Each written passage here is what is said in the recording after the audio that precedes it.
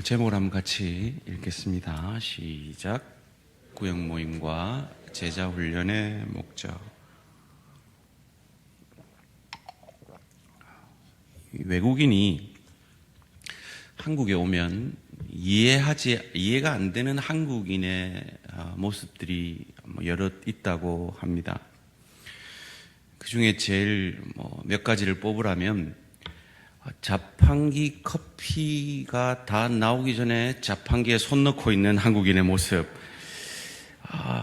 정말 그 성격 급함에, 아까 요 오른쪽 부분에서 찬양하시던 분들이 약간 그런 경향이 있는 것 같던데. 그리고 식탁에 화장실에서 쓰는 화장지로 아무 꺼리낌 없이 입을 닦는 그런 모습.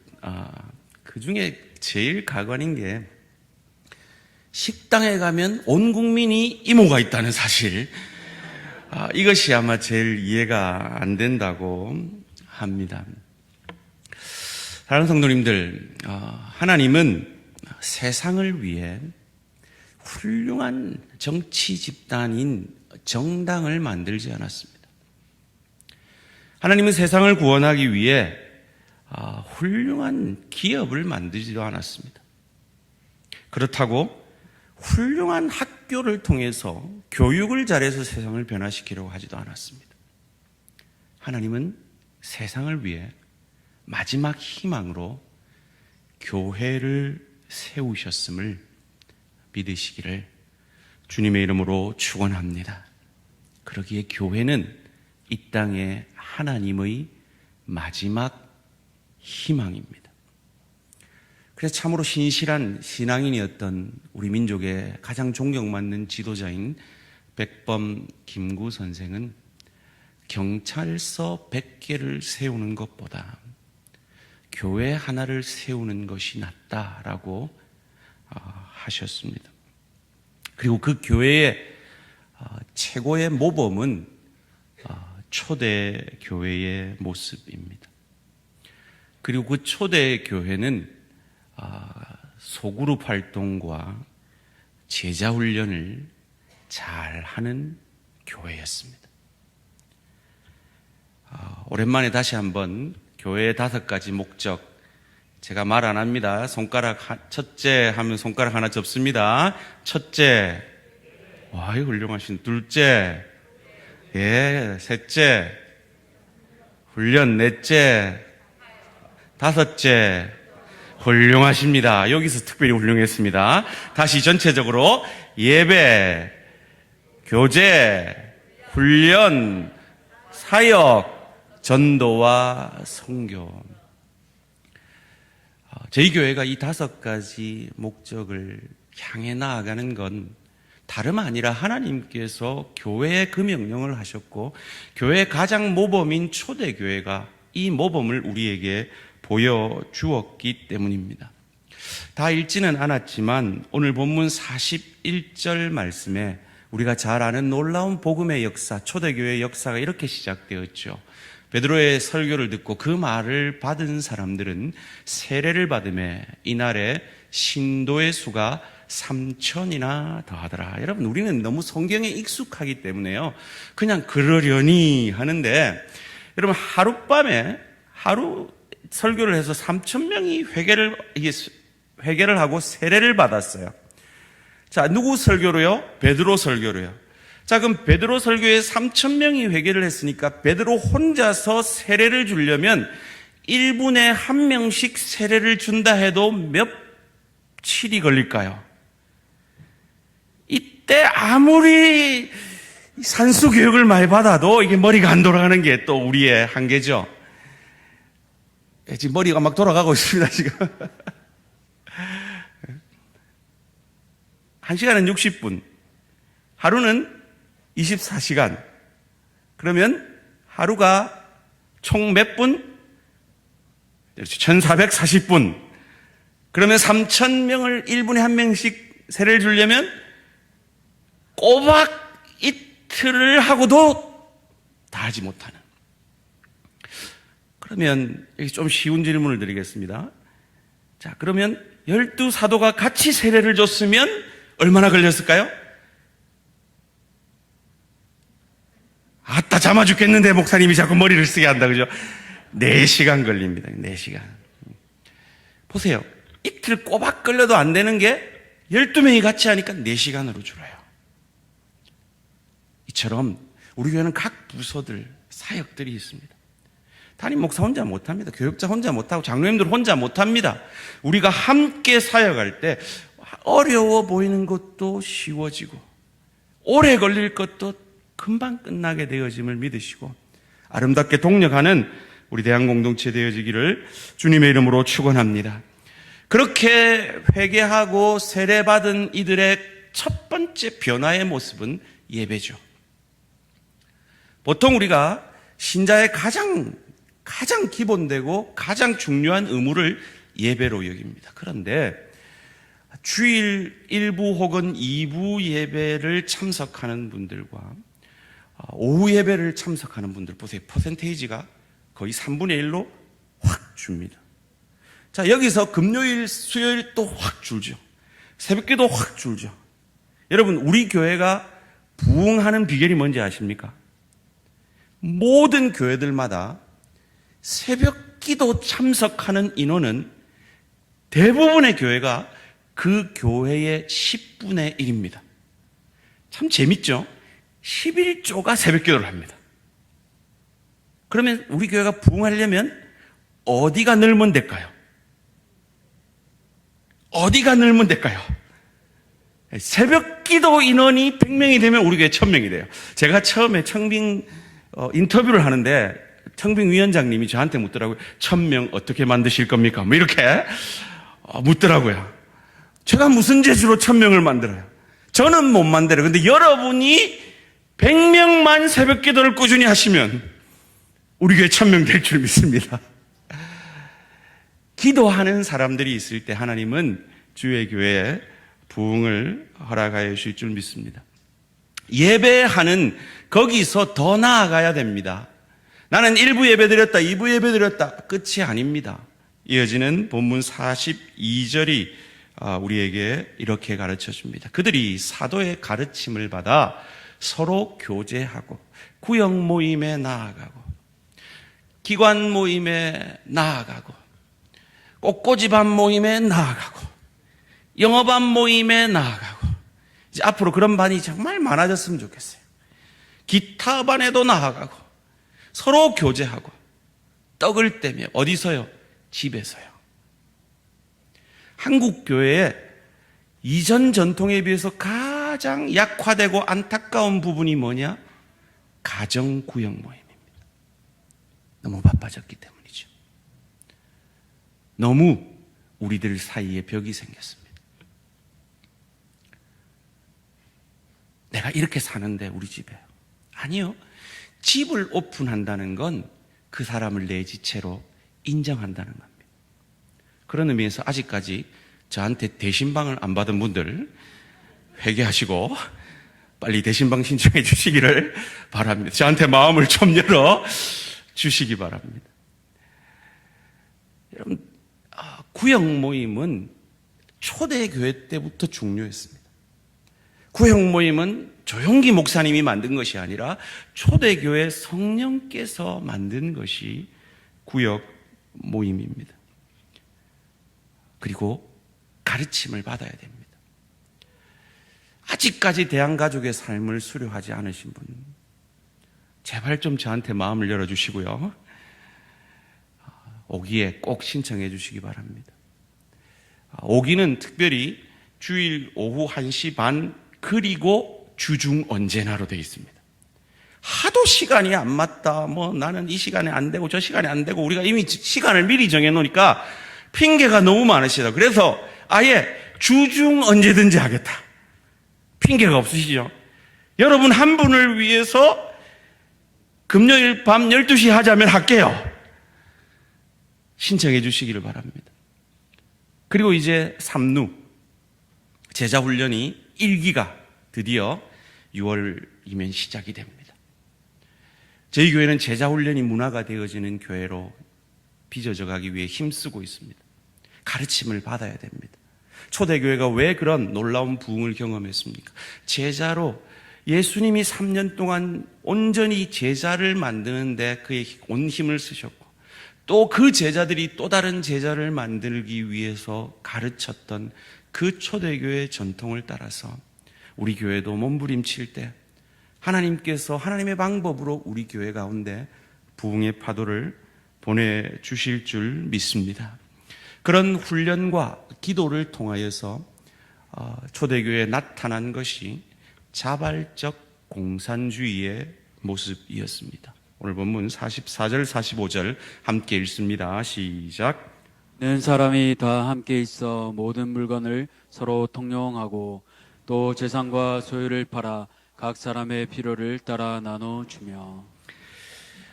이 자발적 공산주의의 모습은 아마 초대교회 이후에 사라져가고 있죠. 그래서 지금 다시 그 모습을 회복하자 하는 것이 아니라 이 모습은 바로 받은 은혜가 흘러가는 모습입니다. 지난 2주간 저희 교회 가운데 그 역사가 나타났습니다. 참 제가 얼마나 믿음이 없었나를 회개하게 되는 시간이었습니다. 지난 연말에 하나님 앞에 기도하며 2023년을 준비하면서 하나님이 제게 주신 3가지 비전이 있었습니다. 그 첫째가 우리 청년대학부를 중심으로 하는 단기 선교였고, 그 두 번째가 우리 30대, 40대, 50대를 다음 세대 리더로 키워내기 위해서 그들이 서로 교제하고 훈련받을 수 있는 학부모 수련회를 계획했었습니다. 그리고 나머지 3번째는 좀 더 준비가 되면 말씀을 드리겠습니다. 이 두 번째 그 학부모 수련회를 계획서에 다 넣었다가 작년 장로님들과 예결산위원회를 하면서 뺐습니다. 그도 그럴 수밖에 없었던 것이 작년 저희 교회 결산 기준으로 하면 도대체 그 사역을 할 수 있는 여력이 생기지가 않았습니다. 갑자기 은행 이자가 1억 5천 이상 늘어났기 때문입니다. 단기 선교도 마찬가지로 그래서 뺐다라고 간증을 했죠. 참 하나님 앞에 죄송하고 답답한 마음에 그냥 사실 별 기대 안 하고 선교위원회 헌신 예배 때 한번 도전이나 해보자 하고 던진 그 한마디에 2주가 지나지 않아서 5분의 기둥헌금이라고 말씀드렸는데 그 이상으로 제가 지난주 통계까지 1,570만 원이 헌금되고 작정됐습니다. 자신이 가려고 헌금하신 분은 없습니다. 다 청년들 보내달라는 겁니다. 이것이 초대교회의 역사였습니다. 그런 의미에서 다시 소그룹 훈련사역위원회 헌신 예배 때 다시 한번 도전을 해보고 싶습니다. 또다시 5명입니다. 5분이 다음 세대 우리 학부모들을 훈련하고 그들을 서로 대항의 끈끈한 지체로 묶어낼 수 있는 학부모 수련회를 위해서 5분이 기둥헌금을 작정하시면 저희가 그 사역을 감당할 수 있습니다. 오늘 제가 일부 예배 때 저도 모르게 헌금 기도를 하다가 하나님 그 5명 단기 선교 헌금 채워주시니 감사합니다라고 기도를 했습니다. 그랬더니 한 분이 너무 아쉬운 표정으로 저를 찾아와서 헌금 봉투를 내밀면서 목사님 이거 다 끝났나요? 라고 너무 아쉬운 표정으로 저를 찾아오셨습니다. 그래서 제가 그분께 설득했습니다. 사실은요, 제가요 학부모 수련회에 대한 비전이 있는데 그걸 제가 그때 말씀을 못 드렸어요. 이 헌금을 그 학부모 수련회를 위한 헌금으로 돌려도 될까요? 했더니 허락해 주셨습니다. 이제 학부모 수련회를 위한 헌금이 시작됐습니다. 하나님께서 어떻게 일하실지 모르겠습니다. 하나님이 주시는 만큼 하겠습니다. 하나님이 주시는 만큼 그 비전을 위해서 저희 교육자 팀들과 우리 각 위원회들이 힘써 노력할 것입니다. 한국 교회에 사라진 가장 큰 전통 중에 하나가 가정 구역 모임이라고 말씀드렸습니다. 여러분, 가정 구역 모임의 열매가 바로 접니다. 저는 어릴 때부터 엄마 손잡고 주로 그때는 밤에 했어요. 그 밤에 엄마 손잡고 구역 모임을 참석을 했습니다. 은혜를 많이 받았습니다. 특별히 어느 집사님 집에 가면 은혜를 너무 많이 받았습니다. 그 집에 가면 꼭 육아가 나왔기 때문에 그 육아가 얼마나 맛있던지. 제가 언제 한번 이 설교를 했었죠. 그랬더니 그 해 명절에는 육아가 또 많이 들어오시더라고요. 그리고 제가 수박의 은혜도 많이 받았습니다. 그리고 그 수박 때문에 그 다음날 참 이부자리에 지도를 그리는 그런 은혜도 받았었습니다. 제가 성경 일독을 한 게 언제인지 아십니까? 그 어릴 때 우리 구역에 힘 보탠다고, 우리 구역 점수 올린다고 제가 그 어린 나이에 이해되지도 않는 그 성경을 읽으면서 성경을 여러 번 통독을 했습니다. 그 선한 전통이 다시 회복되어질 수 있으면 좋겠습니다. 그래서 가정마다 마음을 열고 그 형편처지가 어떠하든지 간에 함께 모여서 서로 은혜 받고 서로 위로하는 그런 초대교회의 가정에서 떡을 떼며 함께 교제하며 함께 훈련했던 그 전통들이 아름답게 회복되어질 수 있기를 바랍니다. 한때 그 개그맨이 이런 말을 했잖아요. 한번 따라해 보실래요? 밥 먹고 합시다. 따라해 보세요. 밥 먹고 합시다. 자, 46절 말씀 함께 읽습니다. 시작. 날마다 마음을 같이하여 성전에 모이기를 힘쓰고 집에서 떡을 떼며 기쁨과 순전한 마음으로 음식을 먹고. 집에서 밥을 같이 먹었다는 건 여러분, 집에서 누구랑 밥 같이 먹으세요? 가족이랑 먹잖아요. 그럼 그 사람을 내 가족으로 인정하는 겁니다. 그리고 우리가 가족입니다라는 것을 고백하는 겁니다. 옆에 사람하고 이렇게 고백해서 우리는 가족입니다. 그래서 제가 자주 대항가족, 대항공동체라고 고백하지 않습니까? 세상 신분이 어떠하든, 학력이 어떠하든, 부귀가 어떠하든 간에 그 자리에서 함께 밥 먹는다는 건 우리의 가족이라는 겁니다. 그리고 그 모습은 천국의 모형입니다. 오순절에 성령 강림을 통해서 신약교회가 태어났습니다. 그 신약교회는 하나님과 사람이 하나 되어지는 놀라운 성령의 기름 부으심의 현장이었습니다. 그리고 사람과 사람이 하나 되어지는 놀라운 현장이었습니다. 사람과 사람이 언제부터 소통이 되지 않았습니까? 자기가 높아지려 했던 바벨탑 사건부터 소통이 되지 않았습니다. 언어가 바뀌었습니다. 그때 그 사건 때문에 저희 아내하고 제가 말이 안 통하는 겁니다. 웃으시라고 한 말에는 좀 웃어주시면 좋겠는데. 그런데 성령이 역사하니까요, 방언이 터져 나왔죠. 근데 그때 방언은 우리 김경순 권사님 방언이 아닙니다. 외국어였습니다. 알아들을 수 있는 외국어였습니다. 소통이 이루어지는 겁니다. 복음 안에서 소통이 이루어진 겁니다. 그 역사가 우리 구역들 가운데, 기관들 가운데, 우리 교육부 가운데, 우리 전체 교회 가운데, 우리 가정들 가운데 회복되어지기를 주님의 이름으로 축원합니다. 초대교회 교회들에 비해서 우리가 지금 현재의 교회가 가장 약화된 것이 바로 이 공동체성입니다. 우리가 사도신경 가운데 뭐라고 고백합니까? 성도가 서로 교통하는 것과, 이 공동체성은 초대교회에서부터 고백되어진 선한 신앙의 전통입니다. 그 커뮤니온, 이 성례식, 성찬식을 커뮤니오라니라 그러는데요. 그 말의 근원이 코이노니아입니다. 미국에 가보면 윌로우 크릭 커뮤니티 처치 이렇게 되어 있는 교회들이 많습니다. 함께 소통하는 것이 교회입니다. 여러분, 교회는 이 예배당이 아닙니다. 건물이 아닙니다. 교회는 성도들의 모임입니다.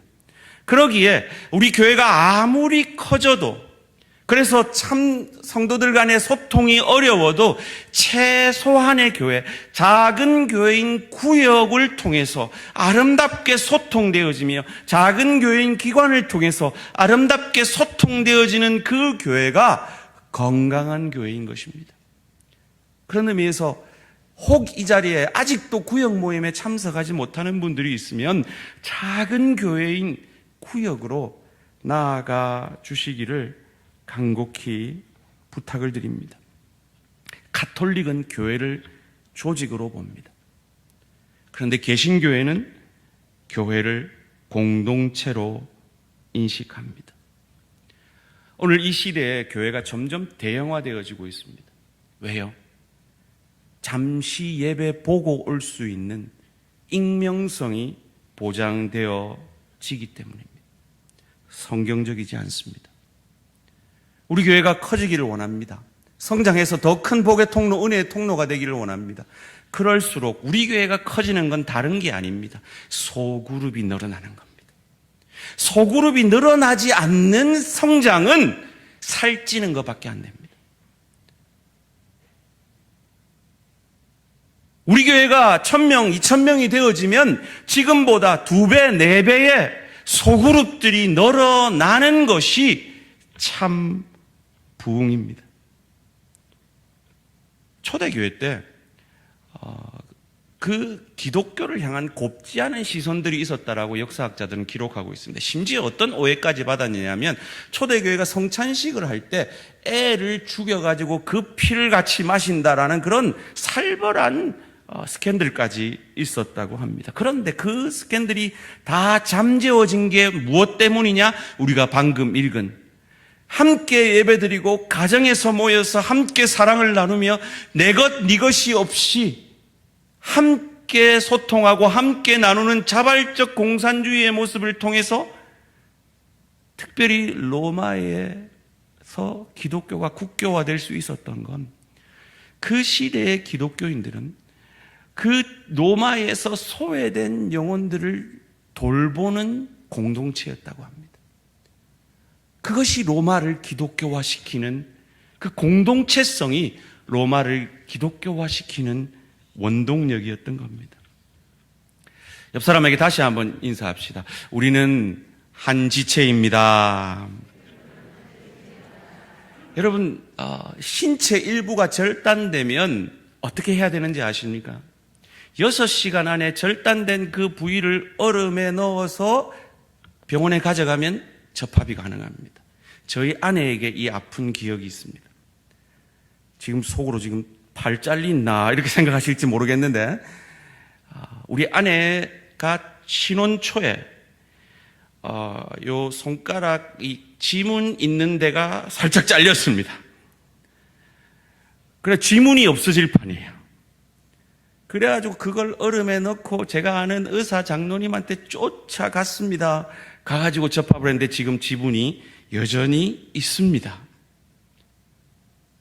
사랑하는 성도님들, 오늘 우리 교회 이 공동체 예배에 참석하지 못한 절단된 지체를 아십니까?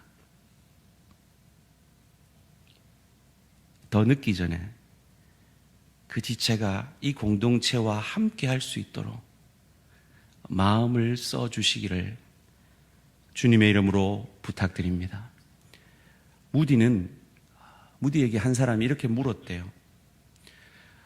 교회 안 나가도 되잖아요. 예수만 믿으면 되잖아요. 라고 누군가 질문을 하더래요. 구역 모임 안 가도 되잖아요. 그냥 예배만 참석하면 되잖아요. 이 비슷한 말이겠죠. 그때 무디가 말 안 하고 딱 한마디 했답니다. 그 난로에 있는 석탄이 쌓여서 활활 타오르는 그 석탄 중에 하나를 딱 꺼내가지고 밖으로 냈대요. 그 활활 타던 석탄이 금방 식어버리더래요. 우리는 누구나 신앙의 슬럼프가 있습니다. 목사도 마찬가지고 장로님들도 권사님들도 집사님들도 마찬가지입니다. 그때 내가 좀 슬럼프가 있어도 옆에 지체들이 성령으로 활활 타고 있으면 그 역량으로 다시 일어설 수 있는 겁니다. 그러기에 우리 구역장님들은 항상 성령 충만으로 활활 타오르시기를 주님의 이름으로 부탁드립니다. 우리 성도님들, 내가 좀 연약해질 때 구역 모임에 참석하면 다시 타오를 수 있습니다. 함께 세워져가는 우리 공동체가 되어지기를 바랍니다. 75년 동안 742명을 대상으로 하버드대에서 연구를 했대요. 인간이 어떨 때 가장 행복한가? 그 정답은 이거랍니다. 의지할 가족과 친구와 공동체가 있는 사람이 가장 행복하더래요. 여러분, 저희 가정에 작년에 아픔을 알지 않습니까? 저희 아내가 1년 동안 워싱턴 DC 쪽 버지니아에서 외로움 가운데 자녀들을 돌보면서 참 힘든 시간을 보내었습니다. 근데 그때 그 지역 교회, 이 레디칼이라는 책을 쓰신 그 유명한 미국 목사님이 섬기시는 그 교회 지체들이 정말 목사 사모인데도 정말 신앙의 바닥까지 떨어진 그 상황 속에서 함께 품에 안고 돌보아준 그 시간들을 통해 아름답게 회복되어지는 역사가 있었다고 합니다. 물론 우리 성도님들이 1년 동안 얼마나 기도해 주셨는지 저희가 또한 잘 압니다. 이것이 작은 교회가 만들어내는 성령의 역사입니다. 이 사회학 현상 중에 로제토의 수수께끼라는 현상이 있습니다. 이 이탈리아의 로제토라는 동네에 힘들게 살았던 19세기 말 빈민층들이 잘 살아보겠다고 미국으로 이민을 와서 펜실베니아 벵고라는 곳에 수천 명이 함석집에서, 이 철판집에서 힘든 노동을 하며 살아갑니다. 그 사람들을 연구하기 위해서 스튜어트 울프라는 의사가 이 로제토 마을에서 그들의 건강을, 특별히 심장의 건강을 체크하는데요, 깜짝 놀라는 현상이 나타납니다. 평균 미국인들의 심장 건강에 비해서 이 로제토 마을의 이 사람들의 생활 수준은 그들에 비해서 훨씬 낮음에도 불구하고 훨씬 건강한 것을 발견하게 됩니다. 그래서 이분들이 먹는 음식도 조사하고 그들의 유전도 조사하고 그들의 환경도 조사하는데 그 인과관계가 하나도 증명이 되지 않더래요. 그런데 단 한 가지가 미국 사람들과 다르다는 것을 발견합니다. 바로 그들은 확대된 가족 집단이었다는 거죠. 특별히 그곳에 교회를 중심으로 서로 사랑을 나누는 가족 집단이었다고 합니다. 그래서 그곳에 시민 모임, 자발적인 소그룹 모임이 22개나 있고 그것을 통해서 그 무리들이 건강하게 갔던 것입니다. 저는 이 로제토 마을의 수수께끼가 우리 대한가족들의 영적, 육적 건강의 근원과 같이 우리 대항의 소그룹들이 건강해지고 우리 대항의 구역장님, 권찰님들이 성령 충만해서 이 역사가 우리 대항의 역사가 되어지기를 주님의 이름으로 축원합니다. 그래서 히브리서 10장 24절 25절은 이렇게 말합니다. 함께 읽습니다. 시작. 서로 돌아보아 사랑과 선행을 격려하며 모이기를 패하는 어떤 사람들의 습관과 같이 하지 말고 오직 권하여 그날이 가까움을 볼수록 더욱 그리하자. 말세에 어떤 현상이 나타난다고 합니까? 모이기를 패한다라고 말합니다. 구원받았으면 됐지 무슨 속으로 무슨 훈련 이런다는 거죠. 아이고 가봐야 상처만 받는데 이런다는 거예요. 사랑하는 성도님들, 혼자서 못하는 두 가지가 있다고 합니다. 첫째는요, 결혼을 혼자서 못한대요. 이건 다 동의가 되시죠? 이건 동의되십니까? 훌륭한 그리스도인이 되는 건 혼자서 할 수가 없다고 합니다. 그러기에 모이기에 힘써야 합니다. 우리 소그룹 사역 가운데 새가족부처럼 새가족들을 돌보는 앞선 신앙인들이 있어야 합니다. 도움이 필요한 실버 우리 어르신들을 돌보는 사역자들이 필요한 것입니다. 아직 신앙이 어린 성도들을 돌보는 구역장님들이 필요한 것입니다. 그리고 교육자들을 통해서 말씀을 배움으로 함께 자라가는 것이 필요한 것입니다. 그 결과가 무엇일까요? 47절 말씀 함께 읽습니다. 시작. 하나님을 찬미하며 또 온 백성에게 칭송을 받으니 주께서 구원받는 사람을 날마다 더하게 하시니라. 아멘. 이 47절의 역사가 제자훈련을 사모하며 모이기를 사모하며 구역에 부흥이 일어나므로 우리 대한교회의 역사가 되어지기를 주님의 이름으로 축원합니다. 저희 교회는 꽤 건강한 교회라고 자연적 교회 성장 설문조사에서 우리가 확인을 받았습니다. 그런데 저희 교회가 부족한 것이 각 부서별로 사명을 정하는 것이 부족하다 그랬죠. 그래서 제가 이렇게 이 헌신 예배 때 그 사명들을 다시 한번 새겨 봅니다. 구역 모임의 목적을 함께 읽겠습니다. 1 시작. 2 3 잠시 띄워놔 주시고요. 우리가 구역 모임을 하면 주일 설교와 이제 여호수아서를 공부하면서 함께 말씀으로 삶을 나누고 또한 서로를 위해 기도할 것입니다. 그리고 우리 새가족부에서 잘 훈련된 성도들을 구역으로 보내드릴 것입니다. 우리 구역원들 서로 친해가지고 한 40년째 같은 구역 하는 분들도 계시잖아요. 그래서 자기들은 친한지도 모르고 친한 티를 내는지도 모르고 그게 벽이 되는지도 모르고 자기들끼리 친해요. 깨뜨리셔야 됩니다. 새가족이 오면 모든 구역 모임은 새가족 중심으로 하셔야 됩니다. 그래서 그들이 잘 정착될 수 있도록 도와주셔야 됩니다.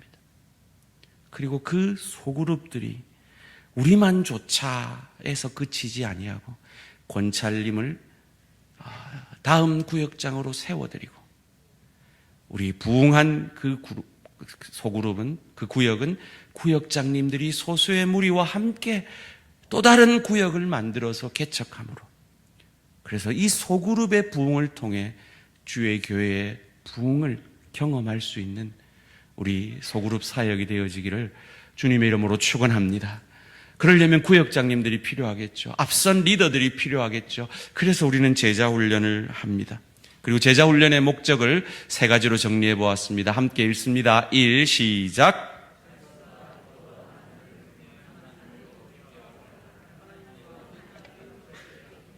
이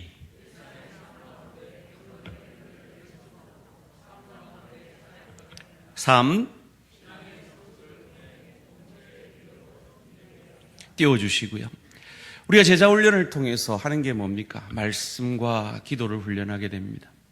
그리고 그를 통해서 하나님을 더 깊이 알아가며 교제할 수 있게 연습을 시켜드립니다. 그리고 그 연습이 지식으로 끝나는 것이 아니라 삶이 되어질 수 있도록 숙제를 드리고 함께 사역하게 하고 함께 나눔으로 삶의 변화를 힘쓸 것입니다.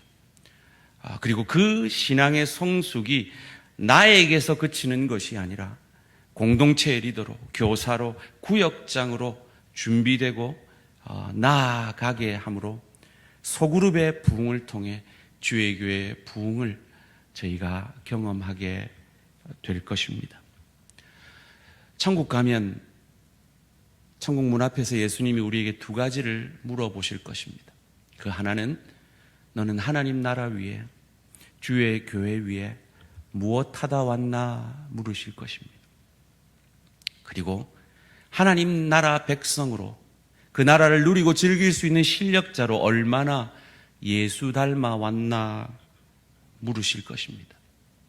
그리고 이 물음 앞에 참으로 기쁨으로 우리의 이 땅에서의 삶을 고백하기 위해서, 그것을 돕기 위해서 저희 교회는 이 소그룹 사역 그리고 제자 훈련에 더욱 힘쓸 것입니다.